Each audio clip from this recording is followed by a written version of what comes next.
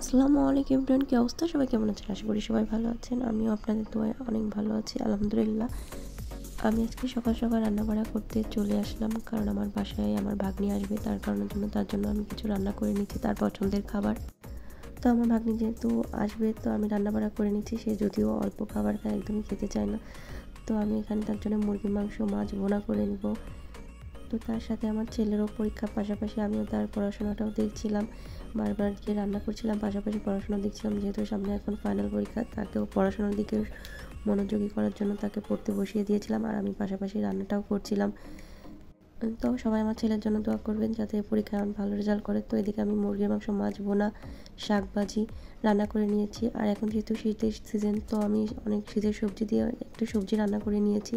এখানে আমি ফুলকপি, পেঁপে, গাজর দিয়ে সবজিটা রান্না করে নিয়েছি। এরপরে আমি ডালটা ভুনা করে নিয়েছি, আর পালং শাকটা ভাজি করে নিয়েছি। দেন আমার রান্নাবাড়া করা শেষ। এরপরে আমি চলে এসেছি ঘর গোছাতে, যেহেতু ঘরটা এলোমেলো হয়েছিল, তো আমি একটু পরিষ্কার করে নিচ্ছিলাম ঘরটা।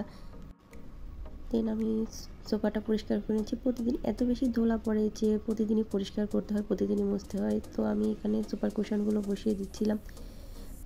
আর প্রতিদিন পরিষ্কার না করলে একদম ধুলা জমে যায়। তো আমার মোটামুটি ঘরবাড়ি গোছানো শেষ। এই যে আমার ড্রয়িং রুমে ওভারভিউ। তো আমি এখানে খাবার সার্ভ করে দিচ্ছিলাম, সবাই একসাথে খেতে বসবো, যেহেতু অনেক দিন পরে একসাথে খাওয়া দাওয়া করা হবে। অনেক দিন পরে এসেছে আমার ভাগ্নি। তো অনেক ভালো লাগছে। যখন মেহমান আসে তখন তো ভালো লাগে, যখন চলে যায় তখন আসলে অনেক বেশি মন খারাপ লাগে। তো আমরা দুজন মিলে অনেক গল্প সল্প করছিলাম আর খাওয়া দাওয়া করবো। ভিডিওটি ভালো লাগলে সবাই লাইক অ্যান্ড সাবস্ক্রাইব করে সবাই ভালো